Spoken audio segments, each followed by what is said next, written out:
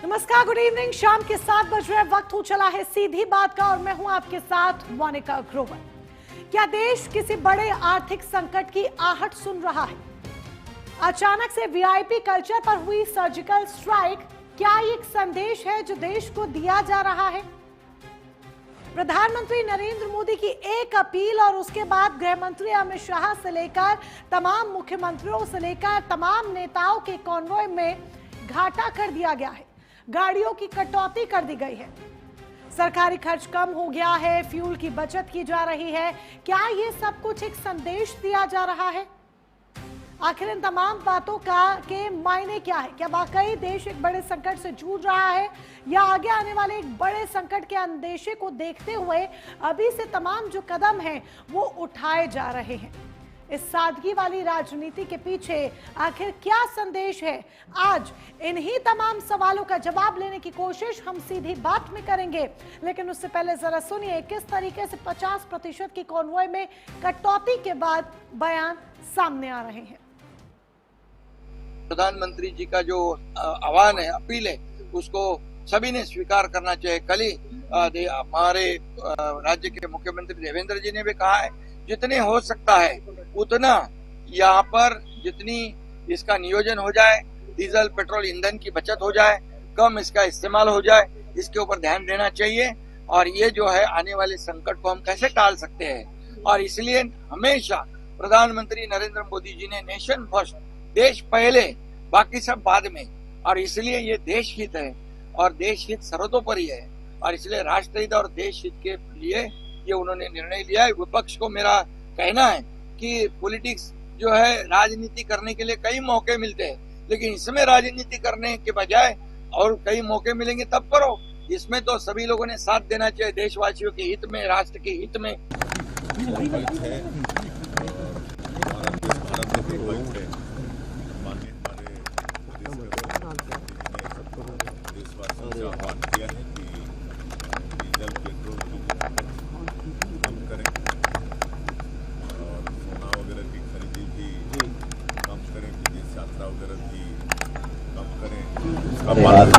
किया है, हमने भी अपने टारगेट में कटौती की है, इसलिए हमें शुरू कर दिया। हम लोगों ने गाड़ी की संख्या हम लोगों ने कम कर दिया है, हमारे माननीय मंत्री भी कम कर रहे हैं, बिहार की जनता भी सहयोग कर रही है। जाकर आने वाले समय में तो देश के माननीय प्रधानमंत्री जी का जो आह्वान है, आह्वान का हम हैं, और निश्चित तौर पर उसका एक अच्छा मैसेज भी जा रहा है, उसका लाभ भी मिलेगा लोगों को और देश के हित में।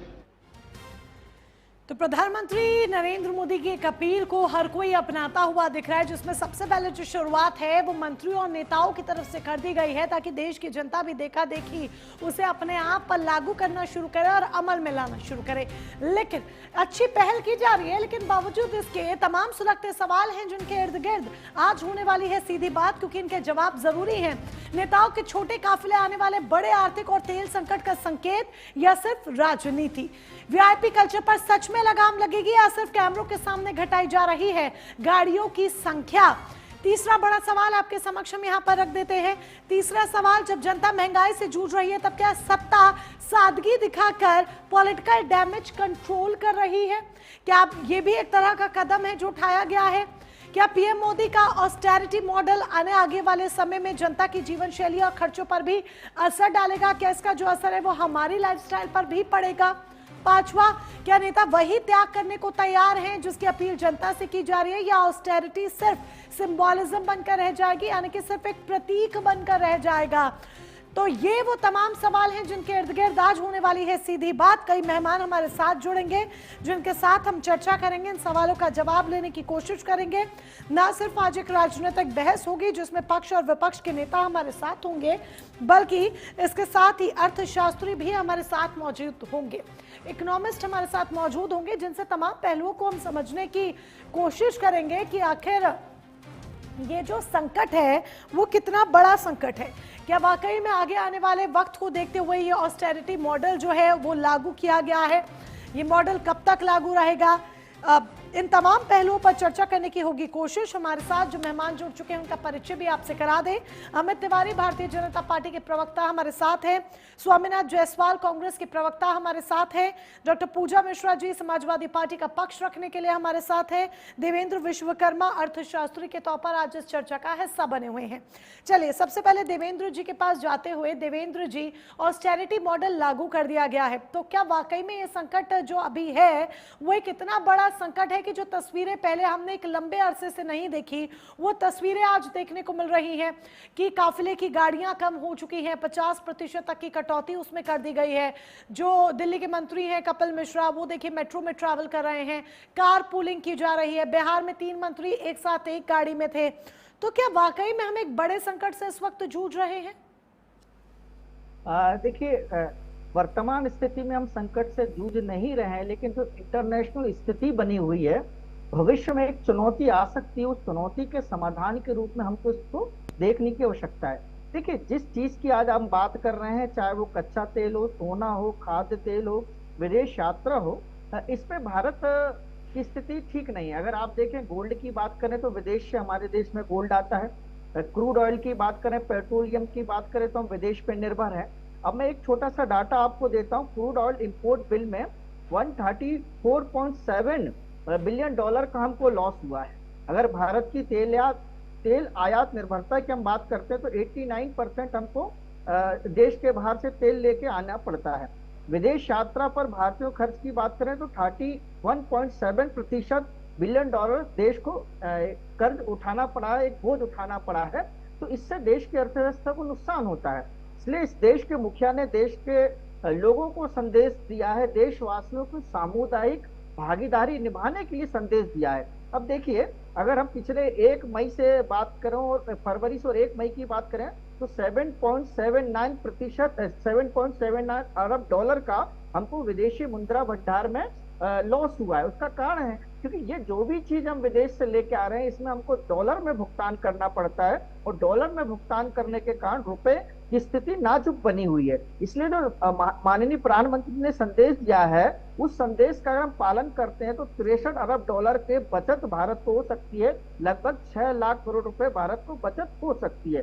देखिए, बड़ी बात है, अगर हम क्रूड ऑयल की बात करते हैं तो प्रतिदिन देश की कंपनियों को 1000 करोड़ का घाटा हो रहा है, और लगभग अगर हम बात करें तो 2 लाख करोड़ रुपए की वसूली में कमी आई है। इसलिए मुझे लगता है कि देश के प्रधानमंत्री ने कल की चिंता करते हुए देश में जो संकट है, विदेश के में जो संकट है, केवल संकट ही भारत में नहीं है, या अमेरिका में भी संकट है, चाइना में भी संकट है, यूरोप में भी संकट है। उस संकट के समाधान के रूप में देखना चाहिए था कि सोना भारत में नहीं होता है, हमें विदेश से मंगाना पड़ता है। अगर भारत के टूरिज्म को प्रमोट न करके भारत का पैसा विदेश जाता है, टूरिज्म के लिए, शादी के लिए जाता है, तो देश की अर्थव्यवस्था को नुकसान होता है।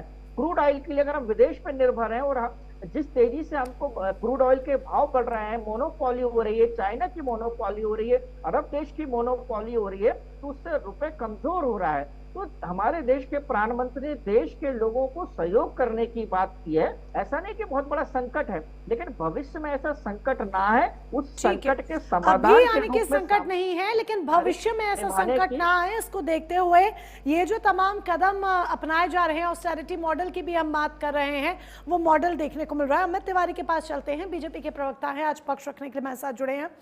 अमित जी, ये जो तस्वीरें देखने को मिल रही हैं, ठीक है, आप एक अच्छा संदेश दे रहे हैं कि जब प्रधानमंत्री नरेंद्र मोदी अपील करते हैं देशवासियों से, तो देशवासी उसे अपनाएं। इसके लिए पहले ही तमाम जो नेता हैं वो उसे अपनाते हुए दिख रहे हैं, ठीक है, अच्छा स्टेप है। बट क्या आप ये स्वीकार कर रहे हैं, क्या सरकार ये स्वीकार कर रही है कि हाँ संकट है, कमी जो है रिजर्व की वो देखी जा रही है, हमारे पास अब उतना तेल नहीं बचा है, आगे आने वाले समय के लिए, कुछ महीनों बाद के लिए जो एक बड़ी प्रॉब्लम है वो आकर खड़ी हो सकती है, इसीलिए अभी से ये तमाम समाधान के तौर पर कदम उठाए जा रहे हैं?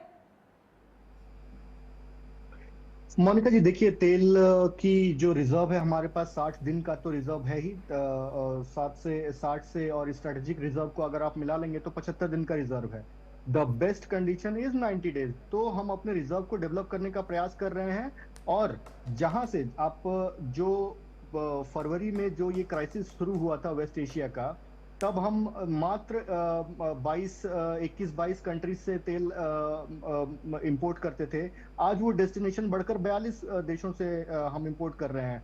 तो हम अपने रुकावटों, जहां जहां हमें रुकावटें मिल रही हैं, हम दूसरे उसके आयाम को तलाश रहे हैं और अपने देश को, ताकि कोई क्षति ना पहुंचे, कोई अव्यवस्था ना पहुंचे, उसका प्रयास कर रहे हैं। पहली बात। दूसरी बात, प्रधानमंत्री जी की बात को सभी विपक्ष को अगर हटा दें सीन से, तो देश की जनता ने हर बार प्रधानमंत्री जी का साथ दिया है जब जब भी उन्होंने अपील किया है। चाहे वो अपील नोटबंदी से हो, चाहे वो अपील कोविड के समय से हो, और इस बार भी जब प्रधानमंत्री मोदी जी ने किया, देश की जनता ने उसको सीरियसली लिया और कहा कि हाँ, आज अगर मतलब फॉरेन सिचुएशन से अगर कोई क्राइसिस हमारे देश में उत्पन्न होती है और उसके लिए हमें कोई प्रोटेक्शंस लेना है, हमें कोई अपने जो हमारी गतिविधि है उसको कटल करके अगर उसमें कोई हिट लेकर हमें अपने प्रधानमंत्री को इसमें सहयोग करना है, तो वो निश्चित तौर पर करेंगे। तीसरी बात मैं ये कहना चाहता हूं कि प्रधानमंत्री जी ने केवल 48 घंटे पहले ही सचेत नहीं किया था।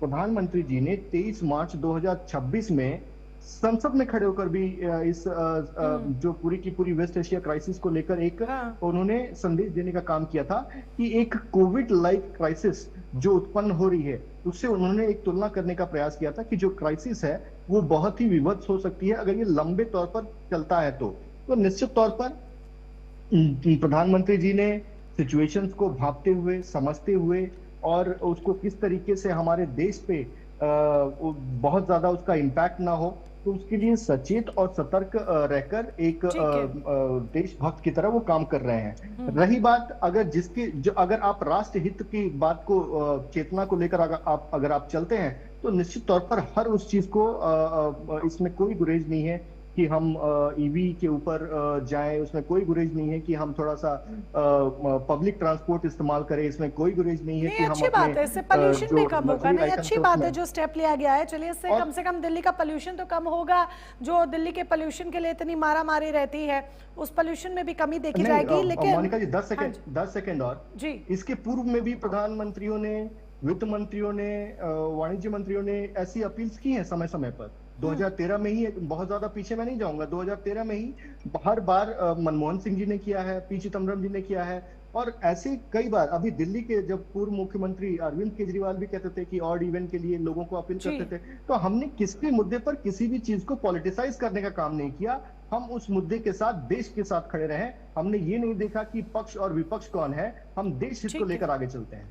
चलिए, अमित तिवारी जी का जो स्टेटमेंट है, इसको लेकर मैं स्वामीनाथ जायसवाल के पास जाऊंगी। बिल्कुल आप ही के पास आ रहे हैं जायसवाल जी। ये एक अच्छा स्टेप है जो यहाँ पर लिया गया है कि चलिए, आगे एक बड़ा संकट आ सकता है इस वॉर की वजह से, क्योंकि एक क्राइसिस का दौर है। तो इसको देखते हुए प्रिकॉशनरी स्टेप्स अभी से ले लिए गए हैं, ऑस्टेरिटी ड्राइव की जा रही है। लेकिन विपक्ष इसे एक इवेंट मैनेजमेंट, इसे एक नैरेटिव आखिर क्यों करार दे रहा है? इसके तो कई फायदे हैं। आप पब्लिक ट्रांसपोर्ट का इस्तेमाल कर रहे हैं, पोल्यूशन कम होगा, 3 मंत्री एक साथ हैं, काफिला कम किया गया है। तो ये तो अच्छे अलग अलग तरीकों से भी इसके फायदे देखे जा रहे हैं। फिर क्यों इसे इवेंट मैनेजमेंट कहा जा रहा है? देखिए मोनिका जी, इसको इवेंट मैनेजमेंट इसलिए कहा जा रहा है जो ड्रामेबाजी। देश के प्रधानमंत्री जामनगर जाते हैं, एयर शोज देखते हैं, हजारों गाड़ियों का काफिला रोड शो करते हैं। अभी तो 3-4 रोज पहले किए।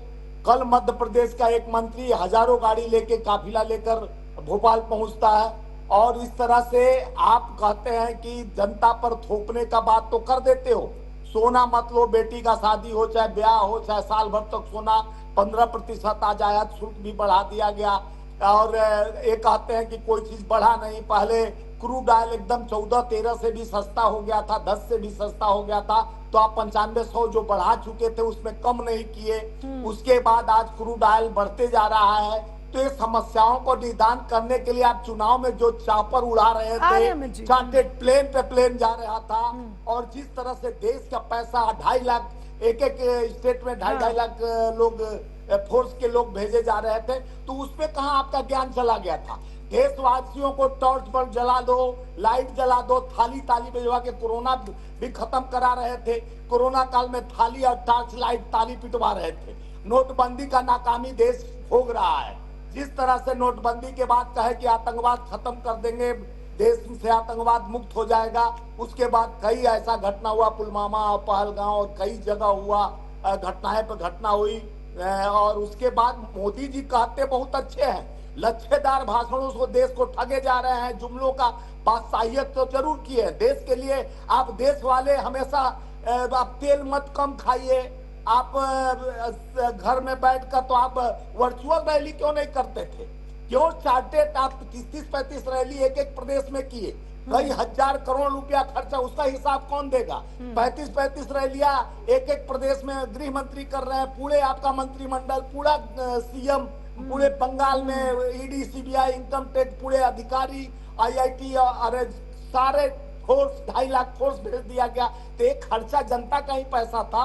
उस समय आपको अपील करना था, क्राइसिस उस समय नहीं था 4 महीना से, जो चुनाव में आप रैला लगा रहे थे, जो आपको वर्चुअल रैली करना था, आपको वीडियो कॉन्फ्रेंसिंग रैली करना था। बहुत जनता आपसे प्यार करता तो वोट देता कि नहीं, जनता के लिए सैक्रिफाइस कर रहे हैं प्रधानमंत्री जी, बहुत बड़ा ईमानदार है, बहुत देश को लोकतांत्रिक संविधान के तहत उन्होंने बचाने का जो संकल्प लिया, देश से रिश्ता, ईरान से रिश्ता, कहीं से रिश्ता इतना मजबूत करने का काम किया, देश को सिलेंडर किया अमेरिका के सामने। अमेरिका बोला कि रसिया से तेल खरीदिए, कहां से खरीदिए, अमेरिका हमारा मालिक हो जाता है। जिस तरह से ऑपरेशन सिंदूर में कहा कि मैं 17-18 बार कहा कि मैंने ये करवाया, मैंने वो कराया, तो एक जबान तक नहीं निकला।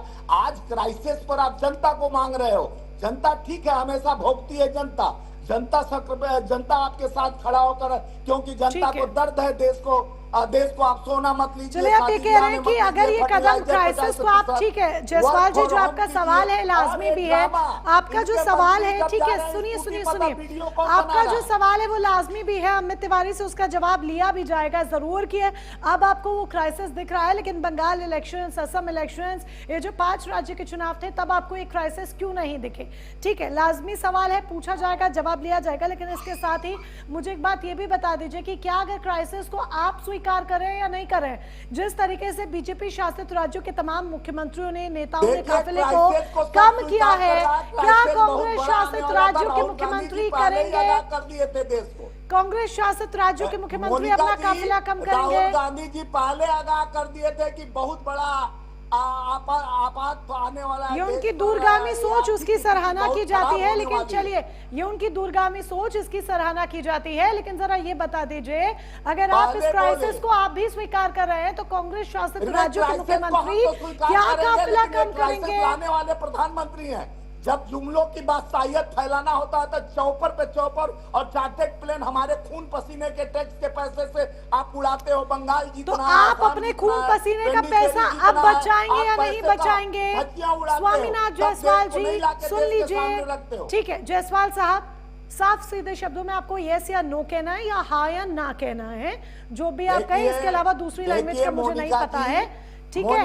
नहीं, आप मेरा सवाल सुनिए, सिर्फ यस नो में आंसर कीजिएगा। नहीं, मैं आपके तमाम सवाल लाजमी है, मैंने कहा आपको कि वो लाजमी सवाल है, अमित तिवारी जी उसका जवाब देंगे, मैं सवाल वो करूंगी, लाजमी सवाल है। मैं खुद अग्री कर रही हूँ आपकी बात से कि ठीक है, इलेक्शन के टाइम पे क्राइसिस कहाँ थे? अरे आगे सुन तो लीजिए ना जायसवाल जी। अब जब आप भी क्राइसिस की बात कर रहे हैं, तो कांग्रेस शासित जो राज्य हैं, उनके मुख्यमंत्री काफिला कम करेंगे या नहीं? जवाब से पता लग रहा है नहीं करेंगे। मैं ठीक कह रही हूँ?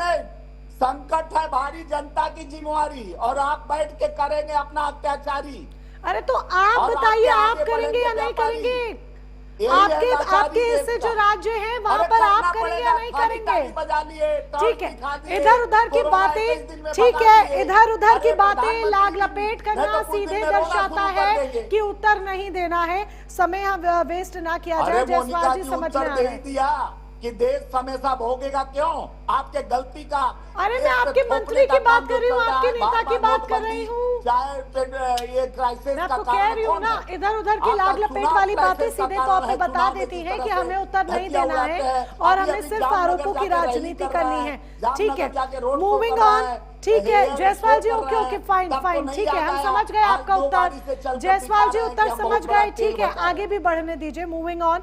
डॉक्टर पूजा मिश्रा हमारे साथ हैं। डॉक्टर पूजा मिश्रा जी, आप इस ये जो ऑस्टेरिटी ड्राइव चलाई जा रही है और ये जो तमाम कदम उठाए जा रहे हैं, इसको समाजवादी पार्टी किस नजरिए से देखती है? क्या समाजवादी पार्टी अपने स्तर पर भी अपने नेताओं के लिए इसे लागू करेगी? इसके साथ ही क्या आपको लगता है वाकई में ये जो सादगी वाली राजनीति है इसका स्वागत होना चाहिए या फिर ये सिर्फ एक कैमरा पॉलिटिक्स है? मोनिका जी आपको नमस्कार, साथी प्रवक्ताओं को भी नमस्कार। अभी भाजपा के प्रवक्ता कह रहे थे कि जब 2013 में तत्कालीन प्रधानमंत्री जी ने कहा था कि सोना ना खरीदा जाए, वो क्यों कहा गया? वो तो 2008 में ग्रेट रिसेशन चला था, भीषण मंदी थी। उसके बाद में 2013 में अमेरिका में जो है गवर्नमेंट शटडाउन हो रखा हुआ था, वहां पे वो अलग क्राइसिस थी। उस क्राइसिस को लेकर के जो है उन्होंने अपील की हुई थी और उस अपील पे माननीय प्रधानमंत्री जी का बयान।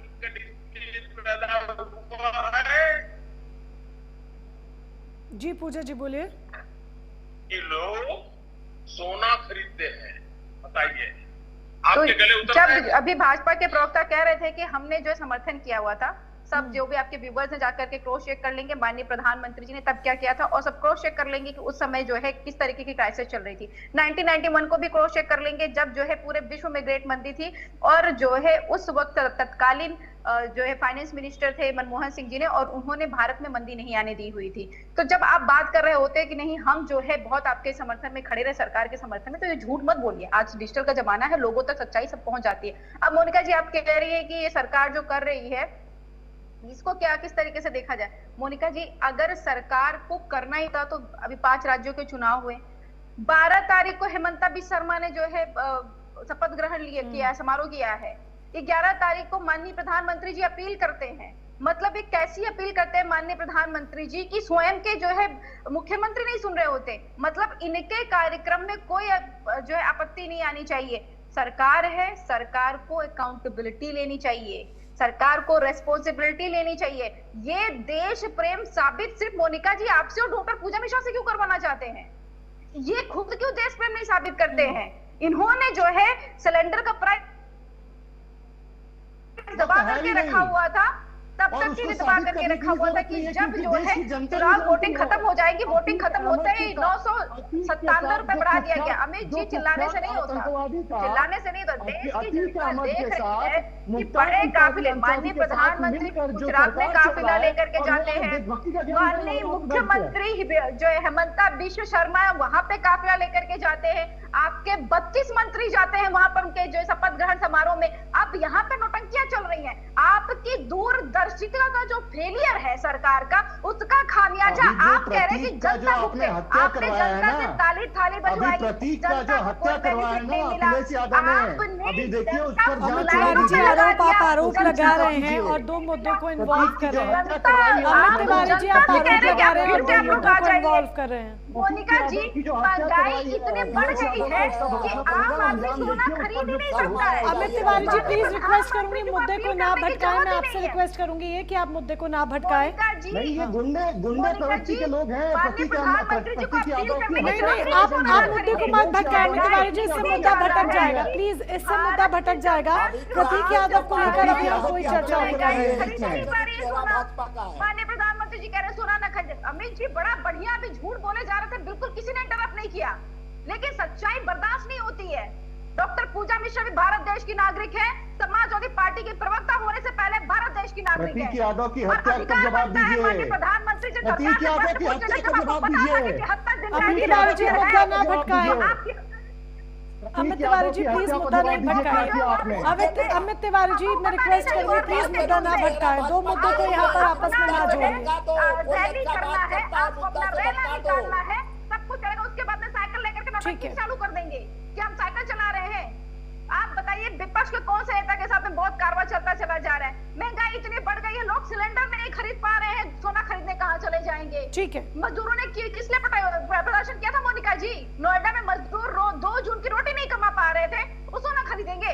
ठीक है, आप कह रहे सोना मत खरीदे, वो गाड़ी चढ़ेंगे, वो रेंट नहीं दे पा रहे हैं, 5 किलो वाला सिलेंडर नहीं खरीद पा रहे हैं। माननीय प्रधानमंत्री जी नौटंकी करके आ रहे हैं कि नहीं अब जो है देश के लिए आप खड़े हो जाइए। जब देश मुश्किल में होता है तो हमारा प्रधानमंत्री रो देता है, और मोनिका जी प्रतीक यादव की हत्या पर जवाब दीजिए पूजा जी। प्रतीक यादव की ठीक है, हत्या अमित तिवारी से पर जवाब लिए जाएंगे। ठीक है, अमित तिवारी जी से तमाम सवालों का जवाब दिया जाएगा। अमित तिवारी जी प्लीज, मैं बार-बार रिक्वेस्ट कर रही हूँ आप दो मुद्दों को यहाँ पर आपस में ना जोड़े, मुद्दा इससे भटकता है। प्लीज अमित तिवारी जी, दो मुद्दों को ना जोड़िए आपस में। ये कौन से मुद्दे? ये क्या साइकिल तो इनका चिन्ह है, इनको तो खुश होना चाहिए कि अगर लोग साइकिल चलाते हैं तो इनको तो खुश होना चाहिए। साइकिल चलाने पे भी इनको दुखी है, साइकिल चलाने पे भी इनको दुखी है। पार्टी सरकार में प्रतीक यादव की हत्या करवा दी, प्रतीक यादव की हत्या करवा दी। मुद्दे पर प्लीज वापस आ जाए। मैं रिक्वेस्ट करूंगी आप सभी से मुद्दे पर वापस आ जाए। प्लीज प्लीज, मैं इंटरप्ट कर रही हूँ आप सभी को। प्लीज मुद्दे पर वापस आ जाए। फंड में 2023 में जब क्लोज किया गया हुआ तो 6,336 करोड़ रुपए। ठीक है पूजा मिश्रा जी, आपके सवालों का जवाब लिया जा रहा है। ठीक है पूजा मिश्रा जी, आपके सवालों का जवाब लिया जाएगा। जो सवाल आप उठा रही हैं, साथ ही जो जायसवाल जी ने सवाल उठाए हैं। ठीक है ठीक है ठीक है पूजा Mishra ji, okay okay okay ठीक है। पूजा मिश्रा जी आपके सवालों का, जायसवाल जी दोनों के ही सवालों का जवाब अब अमित तिवारी जी से लिया जाएगा। अमित तिवारी जी, अभी आप लोग बीते दिन से ये चालू हो गया है कि ठीक है पब्लिक ट्रांसपोर्ट का इस्तेमाल कीजिए, आप कार पूलिंग कीजिए, और इसके बाद जो मंत्रियों नेताओं के काफिले में कटौती भी कर दी गई। स्टिल अच्छा स्टेप है, मैं कह रही हूँ, लेकिन हाँ इसके साथ ही सवाल भी जायज है, इसको आप इग्नोर नहीं कर सकते हैं कि ठीक एक दिन पहले जब आपका शपथ ग्रहण समारोह होता है तभी अपील कहाँ चली जाती है, तब इसे अपनाने में आप लोग क्यों चूक जाते हैं।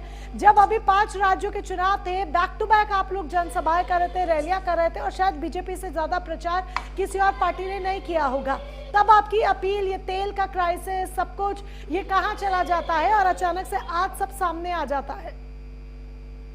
मोनिका जी देखिए, अभी समाजवादी पार्टी की प्रवक्ता और कांग्रेस पार्टी के प्रवक्ता ने सिरे से, शुरू से लेकर अंत तक केवल और केवल झूठ परोसा है। एक इतने बड़े चैनल पर जिसको करोड़ों लोग देखते हैं, वहां पर झूठ परोसने का काम किया है। मैं गूगल पे गया, ना भाई साहब, जो पूजा बहन बोल रही थी ये देखिए बिलबिलाने लगे, रही थी तो चले गए कि वो मर्डर कौन कर दिया, वो कौन कर दिया। अरे जवाब दे रहे हैं वो, मैं जवाब दे रहे हैं, अमित तिवारी जी जवाब दे रहे हैं, जवाब लेते हैं कि आखिर क्यों। जवाब दे रहा हूं ना, जवाब वो दे रहे हैं, जायसवाल जी जवाब दे रहे हैं, वो इन्हीं सवालों का जवाब दे रहे हैं, सुनेंगे तभी जवाब मिल पाएगा। जाता प्रतीक यादव का मर्डर कौन किया है, तो तुम ही लोग किए हो, तुम्हारी सरकार है। मर्डर कौन करेगा, आप ही लोग करते हो ना मर्डर। मैं आप सभी से रिक्वेस्ट करूंगी, मैं एक प्रवक्ता, तीनों ही पार्टियों के प्रवक्ता से रिक्वेस्ट करूंगी, ये मुद्दा ऑयल क्राइसिस पे है, ठीक है, ऑस्टेरिटी मॉडल पर है, प्लीज इसको यहीं तक स्टिक रखें। प्रतीक यादव का मुद्दा आज यहाँ इन्वॉल्व ना करें, सभी से रिक्वेस्ट है प्लीज। बहुत बढ़िया बात कर रही थी देश के क्राइसिस की। देखिए पूजा, देखिए मोनिका जी, मैं तो चाहता हूँ कि कांग्रेस और समाजवादी पार्टी जितना बोले उतना अच्छा है, जितना बोले उतना अच्छा है, क्योंकि ये जितना बोलेंगे इनकी कलई उतनी ही खुलेगी और जनता में इनका रूप जो है वो साफ साफ दिखाई देगा, वो साफ साफ दिखाई देगा कि किस तरीके से ये देश के तरक्की के राह पे रेल बन के खड़े हैं। 32 मंत्री सारे देश ये हर वो चीज करना चाहते हैं जो देश को कमजोर कर सके। इस तरीके से ये हर वो चीज के साथ खड़े होते हैं जो देश को खंड खंड कर सके। पहली बात देखिए, जायसवाल जी प्लीज जायसवाल जी सुनिए, जायसवाल जी ऐसे कुछ भी समझ में नहीं आएगा, इस बात को तो एटलीस्ट आप समझ लीजिए। रुक जाइए, उनको जवाब देने दीजिए, आप ही के सवालों का जवाब दे रहे हैं, आप ही के सवालों का जवाब दे रहे हैं, जो सवाल उठाए जा रहे हैं उन्हीं सवालों का जवाब लिया जा रहा है, तो शांत तो होइए, ठीक है, शांत होइए, उन्हीं सवालों का जवाब लिया जा रहा है। डायरेक्ट जो आपने बात कही वही बात उनसे पूछी गई है। अमित तिवारी जी जवाब दीजिए। करने का प्रयास करेंगे क्या? मैं क्या बोलूंगा क्या नहीं बोलूंगा वो आप डिक्टेट करेंगे क्या? मुझे जो बोलना है वो मैं बोलूंगा।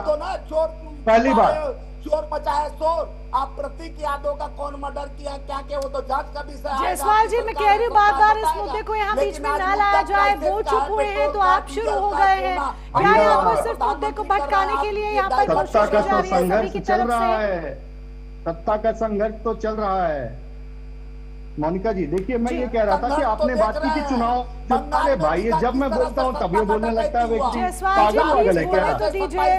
वोट को रोक दिया गया वोट देने इसको से। म्यूट कराइए जिस तरह मोनिका से जी, ऐसे सेना को चुप नहीं भेजा होता गया। है। जायसवाल जी प्लीज 2.5 बोलने लाख तो लोगों को दीजिए। भेज जायसवाल कर जी किस सिर्फ तरह से सवाल चुनाव उठाने को से कुछ जीता नहीं जाता होगा, है। लगातार बोलते रहेंगे, CBI सवाल ईडी उठाते रहेंगे तो जनता सुन रही है। आप जवाब लेने दीजिए, उनको जवाब देने दीजिए। वो तो आप लोग सादे बता देते हैं कि किस तरह से सेंसिबली बात कीजिए, और पब्लिक तभी चुनाव सीरियसली का लेगी। आप लोग बोलकर शांत भी होइए ताकि वो जवाब दे सके। रुक जाइए, आपने सवाल उठाए, वही सवाल उनसे पूछे जा रहे हैं, उनको जवाब देने दीजिए, देन आप क्रॉस क्वेश्चंस कीजिएगा। शांति से जरा पहले 2 मिनट के लिए उनको सुनिए तो सही, तभी जनता को भी बातें समझ में आएंगी। अकेले सिर्फ सवाल उठाते रह जाएंगे, शोर करते रह जाएंगे, पब्लिक सीरियसली नहीं लेगी। सुनिए, रुकिए। अमित तिवारी जी, इलेक्शंस के टाइम पे क्राइसिस कहाँ गए थे? बिल्कुल बिल्कुल बिल्कुल मोनिका जी, इलेक्शंस के टाइम पे क्राइसिस थे, हम उसको मानते हैं। और कब इस देश में इलेक्शंस नहीं होता है? आज विपक्ष तैयार हो जाए, 1 नेशन 1 इलेक्शन होगा, वंस एंड फॉर ऑल समाप्त हो जाएगा। एक बार देश में चुनाव होगा, उसके बाद देश में तरक्की के रास्ते के लिए काम किया जाएगा। आइए तो सही, देश के बढ़ोतरी में, देश के विकास में हाथ तो बटाइए। हमेशा सवाल खड़े करना, प्रश्न चिन्ह खड़े करना, जनता के विरोध में खड़े रहना, ऐसा नहीं होता है। देखिए, अभी पूजा मिश्रा जी ने कहा नहीं, कि लेकिन 2013 में पूजा मिश्रा जी की बात पे जाएंगे अमित तिवारी जी, बट पहले मेरा भी सवाल है। आप कह रहे हैं कि तब भी क्राइसिस था, आप स्वीकार कर रहे हैं, तो जो संख्या अब घटाई गई है, आज घटाई गई है, वो संख्या तब कुछ दिन पहले क्यों नहीं घटाई गई? तब तो करोड़ों रुपए इस तरीके से खर्च कर दिया गया, तब तेल संकट क्यों नहीं याद आया? नहीं मोनिका जी, समय समय पर मेजर्स लिए गए। मैं आपको बताता हूं क्या मात्र मेजर्स 24 आवर्स में कैसे ये मेजर्स चेंज हो गए? हाँ, नहीं 24 आवर्स में नहीं, 4 तारीख को नतीजे आए थे और अभी 48 घंटे पहले ही मोदी जी ने ये अपील की है। तो 24 घंटे में नहीं हुआ है। तो 4 तारीख से पहले ऑयल क्राइसिस नहीं था? ओहो, बिल्कुल था। आप सुनिए तो सही, मैं क्या बोलने जा रहा हूँ। हाँ। समय देखिए, जो वैश्विक, जब फरवरी से जब वेस्ट एशिया का क्राइसिस शुरू हुआ, तो हमने क्या मेजर्स लेना शुरू किया? हम पहले तेल आयात करते थे 21 कंट्रीज से, आज उसके बाद हमने तेल इंपोर्ट करना शुरू कर दिया 42 कंट्रीज से। ये निर्णय लिया गया, पहली बात। दूसरी बात, हमारी सौर ऊर्जा कैपेसिटी कितनी थी 2014 से पहले? मात्र 2 गीगावाट की थी, आज वो बढ़कर 400 से प्लस गीगावाट हो गया है। तो हमने उस पर काम किया। उसके पहले renewable energy infrastructure, electric infrastructure के नाम पर शून्य था 2014 से पहले। हमने उसके बाद 900-950 करोड़ पहले फेमा 2 में आवंटित किया, 2000 करोड़ रिसेंटली आवंटित किया। तो ये उस समय हुआ। उसके बाद जब हमने देखा कि अच्छा ये क्राइसिस और भी एक्सटेंड हो रहा है, तब हमने ये मेजर्स लेना शुरू किए। क्या बात कर रहे हैं कि कोई मेजर्स नहीं लिया गया? निश्चित तौर पे लिया गया है। और इलेक्शंस तो हर बार, अभी पंजाब के इलेक्शंस आने वाले हैं, अभी कई अन्य राज्यों में इलेक्शंस आने वाले हैं, तो क्या विपक्ष वहां पर प्रचार करने नहीं जाएगा? और उसके पहले भी क्या विपक्ष बंगाल के इलेक्शन में प्रचार करने नहीं गया? तो हम अखिलेश यादव गए थे प्रचार करने के लिए ममता। उनका तो न 3 में है, न 13 में है, 0 सीटें हैं, न लड़ रहे हैं, न कुछ कर रहे हैं, लेकिन फिर भी वो वहां पर गए। तो गए ना। इस देश में कब चुनाव नहीं होता है? आप आइए, वही तो मैं कह रहा हूँ कि आप आइए, एक मंच पर 1 नेशन 1 इलेक्शन करता हूँ।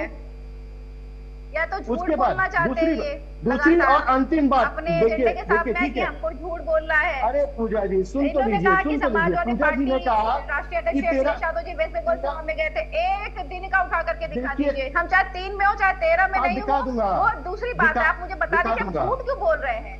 आपको नहीं कहते ममता बनर्जी को सॉल्व पहनाने नहीं कहते? ममता बनर्जी को सॉल्व पहनाने नहीं कहते क्या? पहले तो आप ये एक दिन गए थे अमित तिवारी जी, अगर गए भी थे तो एक दिन गए थे, थोड़ा सा काफिला लेके पहुंच गए रैली करते हुए। चले जा रहे हैं अमित तिवारी जी, ठीक है, अगर आप शॉल पहनाने वाले दिन की भी बात कर रहे हैं तो वो एक दिन गए थे, वो कौन सा रोड शो करते हुए पहुंच गए थे? नहीं जाते। अरे तो वो कौन सा रोड शो करते हुए चले गए थे ममता बनर्जी के घर? काफिला तो लेकर गए थे मोनिका जी, काफिला तो चलता है उनके साथ एक दिन, और बाकी जो रोजाना रैलियां हो रही थी, एक दिन, और जो रोजाना रैलियां हो रही थी, एक दिन देश के नाम कर देते, वही एक दिन देश के नाम कर देते। कोविड में ये लंदन घूम रहे थे, कोविड में ये लंदन घूम रहे थे, लंदन में बैठे हुए थे, कोविड में लंदन बैठे हुए थे, कोविड में लंदन बैठे हुए थे, देश में नहीं थे। जब देश के नागरिकों को जरूरत थी, लंदन बैठे हुए थे। तब ये लंदन बैठे हुए थे। आज देश को जरूरत है तो लाखों गाड़ियों का काफिला लेकर ममता बनर्जी से मिलने जाते हैं। क्यों? जीरो करने के लिए। अमित तिवारी जी देखिए, अमित तिवारी जी, अगर आप सोशल मीडिया भी उठा लेंगे ना, सोशल मीडिया पर भी देखेंगे तो लोगों के भी यही विचार है कि थोड़े दिन पहले इलेक्शंस के टाइम पर ये ऑयल क्राइसिस कहाँ चला गया था, जो अब ये ऑयल क्राइसिस अचानक से सामने आ गया। अगेन आई एम सेइंग अच्छा स्टेप है, बट ये थोड़े दिन पहले क्यों नहीं लिया गया था? मैंने फेज वाइज बताया तो। अब हर डिसीजन आप कहेंगे कि तब क्यों नहीं लिया गया, अब क्यों लिया गया, हमने 42 कंट्री से पहले क्यों नहीं इंपोर्ट किया, अब क्यों इंपोर्ट कर रहे हैं। ये प्रश्न भी हो सकता है आपका, और बहुत ही उचित प्रश्न है। लेकिन जैसे जब क्राइसिस आएगी और जैसे उस क्राइसिस का डेवलपमेंट होगा, वैसे ही उस पर काम किया जाएगा ना। पता ही नहीं था आपको, क्या बात करें, पूरे विश्व को पता था, सरकार ठीक है। जब हम इस क्राइसिस की बात कर रहे थे, इस क्राइसिस को ठीक है बहस से बेहतर है क्राइसिस को देवेंद्र जी से थोड़ा प्रैक्टिकली समझ लेते हैं, वो ज्यादा बेहतर होगा। एक लास्ट 10 सेकंड मोनिका जी, लास्ट 10 सेकंड, 10 सेकंड मोनिका जी, बोलिए। मैंने गूगल पे पूजा मिश्रा जी के बोलने के बाद मैंने गूगल पे सर्च किया कि 2013 में कौन सी लड़ाई चल रही थी जिसके कारण मनमोहन सिंह को बोलना पड़ा कि सोना मत खरीदो। एक भी उदाहरण नहीं मिला। कितना झूठ बोलने का काम किया यहाँ पर समाजवादी पार्टी के प्रवक्ता ने, झूठ बोलने का काम किया। मतलब जानते हैं तो गूगल करके उसी गूगल से पूछ लीजिए क्या मतलब है और कहाँ चल रहा है, उसका परिणाम क्या निकल करके आया था। जानकारी का अभाव वही होता नहीं कि आपको जो है झूठ से ज्यादा खतरनाक होता है। झूठ बोलने के लिए जानकारी जो होता है ना, जब जो है इंदिरा गांधी जी ने झूठ बोलने के लिए आपको जानकारी नहीं चाहिए। केवल और केवल झूठ बोला है आपने, केवल और केवल कौन सच बोल रहा है, कौन झूठ बोल रहा है, थोड़ा सा समझ लेते हैं। ठीक है, वो बेटर समझा पाएंगे। ठीक है अमित जी, पूजा जी, ठीक है, सच झूठ का अभी जरा साफ हो जाएगा। ठीक है, रुक जाइए। Okay fine. देवेंद्र विश्वकर्मा जी, कौन सच बोल रहा है, कौन झूठ बोल रहा है? एक तो ये बड़ा मुद्दा आकर यहाँ पर खड़ा हो गया है। दूसरा, स्ट्रेट ऑफ हॉर्मुज़ क्राइसिस जो है, इसका भारत पर जो असर है इस वक्त पर मौजूदा दौर में, वो कितना ज्यादा गंभीर है बीते दिनों के मुकाबले जब इलेक्शंस का पूरा फेज चल रहा था? क्योंकि ये सवाल उठ रहा है जिसका जवाब आप बेहतर तरीके से प्रैक्टिकली दे पाएंगे कि इलेक्शंस के टाइम पे क्राइसिस कहाँ गए थे जो अब आ गए हैं। देखिए, मैं कोई पॉलिटिकल बात तो नहीं करूंगा, मैं डेवलपमेंट की बात करूंगा, इकोनॉमिक इशूज की बात करूंगा। ये केवल समस्या मैंने बताया कि भारत के लिए ये समस्या यूरोप की भी है, अमेरिका की भी है, चाइना की भी है। अब मैं आपको 2026 मई का एक डाटा देता हूं जो भारत की ट्रेड की स्थिति है। हमारा एक्सपोर्ट $675 बिलियन का है और हमारा इंपोर्ट 915 बिलियन का है। मतलब हम 240 बिलियन डॉलर के घाटे में है, हमारा ट्रेड घाटे में है, वो जिसका भुगतान हमको डॉलर में करना पड़ रहा है और रुपए कमजोर हो रहा है, प्रतिदिन हो रहा है। इसका मूल कारण है ऑयल और गैस, गोल्ड और इंटरनेशनल टूरिज्म, खाद, एजुकेशन। तो इस बात की हमको समझना पड़ेगा, अगर इस घाटे को हमें कंट्रोल करना है, रुपए को मजबूत करना है, इंटरनेशनल ट्रेड को मजबूत करना है, तो हमको ऑयल एंड गैस, गोल्ड, खाद और टूरिज्म पे कंट्रोल करने की आवश्यकता है। तो यही तो प्रधानमंत्री जी ने बताया है। दूसरा, चाइना से हमारा व्यापार 112.16 बिलियन डॉलर का घाटा है एक। दूसरा, रशिया से हमारा ऑयल इंपोर्ट में घाटा चल रहा है, साउथ अरेबिया से हमारा ऑयल इंपोर्ट में घाटा चल रहा है, इराक से हमारा घाटा चल रहा है, यूएई से हमारा गोल्ड ऑयल इंपोर्ट में घाटा चल रहा है। आज जो इंटरनेशनल परिस्थिति बनी है, उस इंटरनेशनल परिस्थिति का समाधान के रूप में आप इसको क्यों नहीं देखते हैं? अब मैं आपको एक आंकड़ा और बताता हूं। देखिए, 31 से 35 बिलियन अमेरिकन डॉलर का हमको केवल इंटरनेशनल टूरिज्म के कारण लॉस हो रहा है।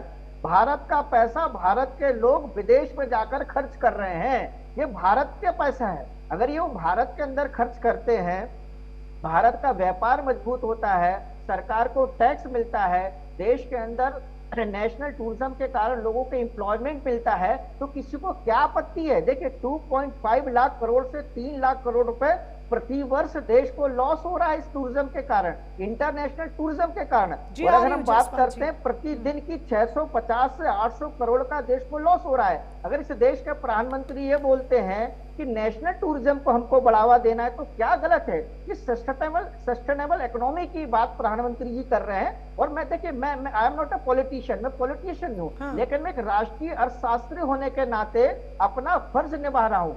जब तक ट्रेड घाटा देश का कम नहीं होगा, जब तक हमारा निर्यात बढ़ेगा नहीं ये समस्या आएगी।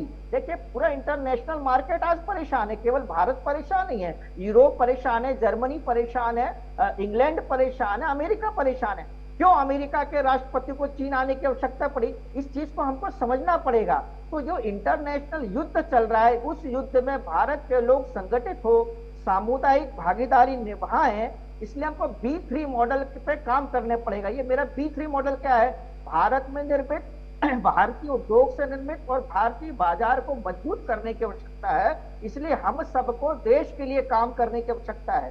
देश के लिए अगर हम काम करेंगे, रुपए को मजबूत करेंगे, रुपए आप इसी तरह अगर सोना खरीदेंगे तो हमारा देश सोना ही खरीदता रहेगा। सोना कोई भारत में तो होता नहीं है, ऑयल और गैस भारत में तो होता नहीं है। इंटरनेशनल टूरिज्म के लिए आप जाएंगे, देश का पैसा लेके जा रहे हैं। इंटरनेशनल एजुकेशन के लिए जा रहे हैं, देश का पैसा लेके जा रहे हैं। आप भारत में मैरिज नहीं कर रहे हैं, आप विदेश जा रहे हैं, जर्मनी जा रहे हैं, इंग्लैंड जा रहे हैं, फ्रांस जा रहे हैं। तो इस पे कंट्रोल करने की आवश्यकता है। मैं एक देश के अर्थशास्त्री होने के नाते सभी राजनीतिक दलों से निवेदन करता हूं, आइए हम भारत के लिए सोचें, भारत के विकास के लिए सोचें, भारत के हित के लिए सोचें। इसमें सामुदायिक भागीदारी निभाने की आवश्यकता है। देश की जनता को सरकार ने आह्वान किया है, सरकार के दम पर केवल विकास नहीं होने वाला है, देश के समाज को भी सरकार के साथ काम करने की आवश्यकता है, देश के अर्थशास्त्रियों को काम करने की आवश्यकता है, देश के उद्योगपतियों के काम करने की आवश्यकता है। विकसित भारत का मॉडल स्वदेशी डेवलपमेंट के आधार पर होगा, स्वदेशी विकास के आधार पर होगा, ना कि विदेश की ओर हम देखेंगे। ठीक है, जो बातें देवेंद्र जी ने कही हैं, स्वामीनाथ जायसवाल जी आप इससे कितना इत्तेफाक रखते हैं? क्योंकि देखिए जब वो भागीदारी की बात कर रहे हैं, सहयोग की बात कर रहे हैं, तो इसमें सभी के सहयोग की भी आवश्यकता है। क्या सिर्फ सवाल उठाना ही विपक्ष का काम है या सहयोग देना भी? मोनिका जी, देवेंद्र जी अर्थशास्त्री के नाते सब कुछ बताया। तोड़ने वाले की बात सुनिए, देखिए क्या बोलते हैं। देश हित के लिए बताया, ठीक किए, मैं मान रहा हूं, लेकिन उस समय कहाँ सो जाते हैं सब अर्थशास्त्री जब देश का 66 अरब रुपया प्रचार और विदेश यात्रा में देश का प्रधानमंत्री खर्चा करते हैं। कितने देश में आकर उन्होंने देश का प्रधानमंत्री जाता है, उसका पॉइंट बाय पॉइंट रिकॉर्ड होता है, उसका टाइम बाय टाइम रिकॉर्ड होता है। आपके तो लगता है कि आप लोग यही प्रधानमंत्री थे, ताली 10 लाख करोड़ का मानने वाले ताली कोरोना में भगा रहे थे, टाइम चलाकर रखता है। क्यों जाते हैं वो विदेश? प्रधानमंत्री जाते हैं, यही ना, दौरे ये आप लोग का चरित्र चेहरा देश जान गया है। जाते हैं, संकट है भारतीय जनता की बीमारी। पहले कहते थे जिस देश का रुपया गिरा होता है उस देश का सरकार गिरी होती है। अब इससे ज्यादा कितना गिराओगे रुपये को? कितना गिरा? महोदय भी नहीं बताया कि पहले प्रधानमंत्री क्या बोलते थे मोदी जी, जिस देश का रुपया गिरा है उस देश की सरकारें गिरी होती है। तो कितना गिरे हुए हैं प्रधानमंत्री जी, ये बताए देश को।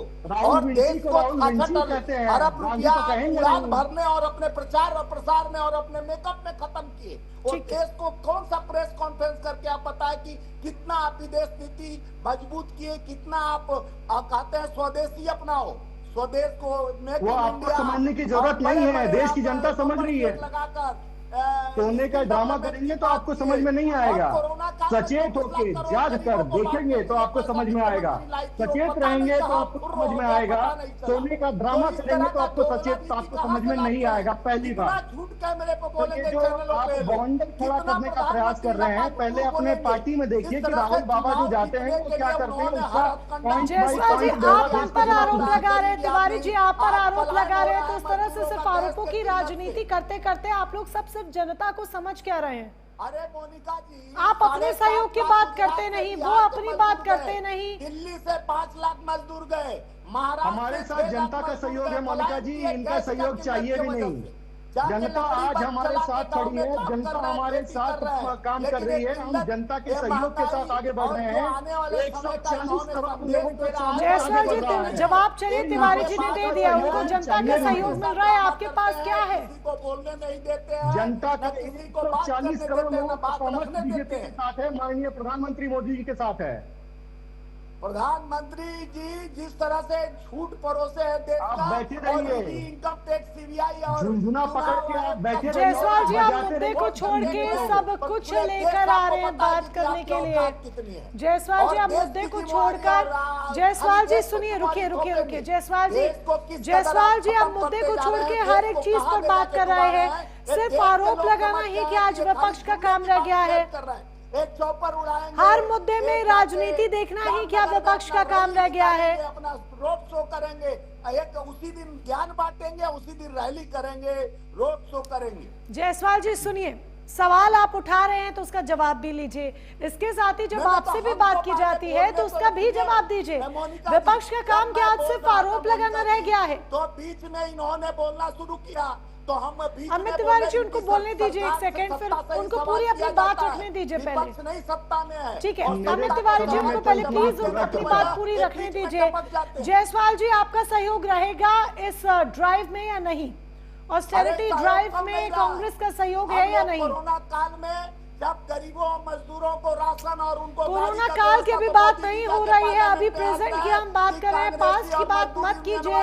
पास्ट का रोना रोते रोते कब तक आप रहेंगे? करा के मजदूरों को भेज रहे हैं। जायसवाल जी, फ्यूचर की बात, फ्यूचर के बारे में अगर सोच रहे हैं तो प्रेजेंट को अच्छा कीजिए। लगा दिया गया, कितने मजदूर मरे आज तक, श्रम रोजगार जायसवाल जी रुकिए, नहीं दे पाए। जायसवाल जी आप मुझसे बड़े हैं उम्र में, लेकिन शायद अरे आप सुनना ही नहीं चाहते हैं कुछ भी भाई। आप अपना मीटर ऑन कर देते हैं एक ही बार में। बड़े पूंजीपतियों को तो पेड़ काटने के लंडो। जायसवाल जी, आप मुझसे बड़े हैं पर शायद आपने अपने बड़ों से सुना होगा और समझा होगा कि भविष्य अच्छा चाहिए, तो उसके लिए आप भूतकाल को छोड़कर, पूर्व में जो हुआ उसे छोड़कर आज की बात करनी चाहिए। प्रेजेंट को अच्छा बनाना चाहिए। तो आज आपका सहयोग है या नहीं है? लेंगे, चौपर उड़ाएंगे, आप विदेश यात्रा करेंगे, आपके लिए वो 3 लाख करोड़ विदेश यात्रा में हमारा हर साल खत्म होता है, और हर साल 6 लाख करोड़ का। राहुल गांधी अभी कहाँ पर हैं? आयात निर्यात करते हैं, तो इसका मतलब लेटेस्ट कब वापस आए हैं? जनता को थोप दिया, आपकी जिम्मेवारी। जायसवाल जी, राहुल गांधी लेटेस्ट कब वापस आए हैं? जनता भोगे।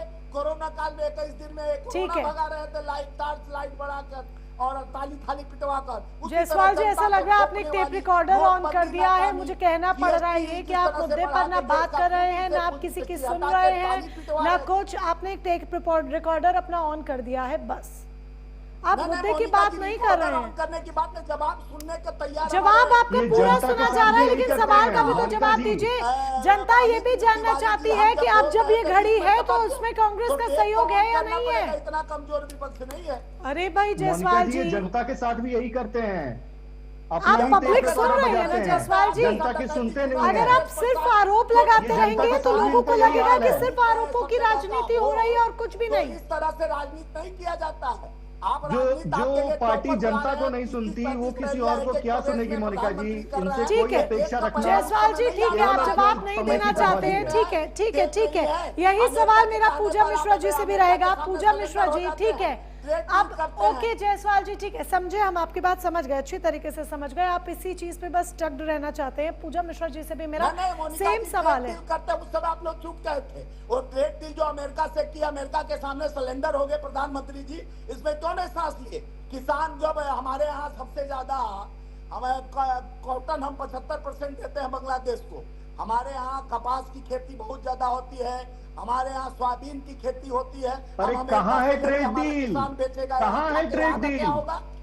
ट्रेड डील कहाँ है? डील हुआ। ये केवल और केवल झूठ बोल रहा है मोनिका जी, केवल और केवल झूठ बोल रहा है। अमेरिका के कोर्ट ने ही उस ट्रेड डील को खारिज कर दिया।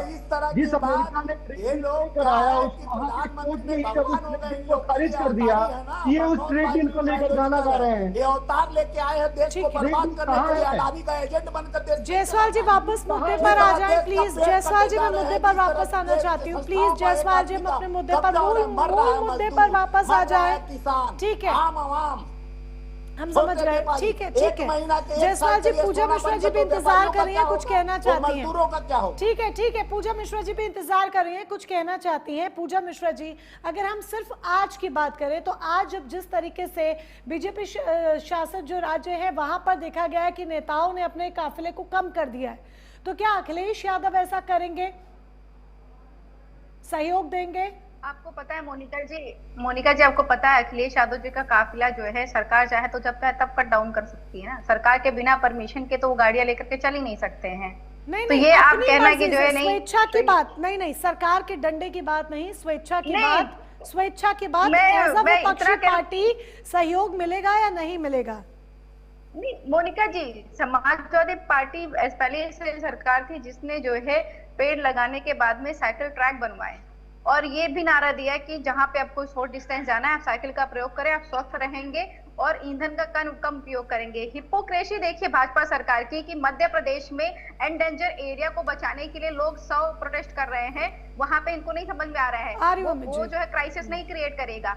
आप सोचिए कि जो मैनग्रोव्स हैं, मैनग्रोव्स को जो है ये हमारा जो आइलैंड है उसके सराउंडिंग में मैनग्रोव्स है, वहां पे इनको कंस्ट्रक्शन करना है तो सारे के सारे जो है मैप को बदल करके कंस्ट्रक्शन की तरफ में बढ़ चले जा रहे हैं, तब इनको ध्यान नहीं आ रहा है। हम कह रहे हैं कि समाजवादी पार्टी का हर व्यक्ति जो है ना पेट्रोल यूज करेगा ना डीजल यूज करेगा, पर सरकार इस बात की पूरी तरीके से गारंटी ले ले कि जब जो है किसान ट्रैक्टर लेकर के जाएगा तो उसको नई लाइन में खड़ा किया जाएगा कि ट्रैक्टर को डीजल नहीं मिलने वाला है, आपका ट्रैक्टर खेत में नहीं चलेगा। इस चीज की गारंटी ले कि जो है समाजवादी पार्टी के नेता, समाजवादी पार्टी के कार्यकर्ता चीजों को कट डाउन कर देंगे तो जो किसान है, जो मजदूर है, उसको अभी सिलेंडर मिलेगा, जो है खेत अपने जोतने के लिए मिलेंगे, उनके ट्रैक्टर को नहीं रोका जाएगा। पूजा मिश्रा जी सुन लीजिए, ले रहे गारंटी, अमित तिवारी कह रहे हैं, अमित तिवारी कह रहे हैं ले रहे गारंटी। मोनिका जी बिल्कुल गारंटी मिलेगा, मोनिका जी हमारे किसान भाइयों को कोई तकलीफ हम आने नहीं देंगे, बिल्कुल गारंटी ले रहा हूं मैं।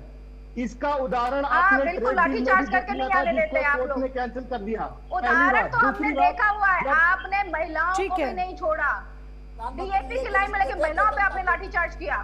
देखिए मोनिका जी देखिए, आपने देशभक्त की बात सुनी, अब देश को तोड़ने वालों का भी आपने बहस बहुत आगे जा रही है, लेकिन कार्यक्रम को यहाँ विराम देने का समय हो चला है। आरोप प्रत्यारोप इसी तरीके से चलते रहेंगे, लेकिन बहुत माफी के साथ आप सभी को रोकते हुए और आप सभी का धन्यवाद करते हुए इस चर्चा में शामिल होने के लिए उसके लिए बहुत बहुत शुक्रिया आपका। आरोप प्रत्यारोपों की राजनीति इसी तरीके से चलती रहेगी, लेकिन ये जो फ्यूल सेविंग है वो वाकई में फ्यूल सेविंग है या फिर एक फेयर सिग्नल, ये वक्त बताएगा। और साथ ही ये जो बड़ा फैसला लिया गया है इसमें देखना होगा कि वक्त के साथ विपक्षी पार्टियों का सहयोग मिलता है या नहीं मिलता है, और आगे आने वाले कल के लिए किस तरीके से और तमाम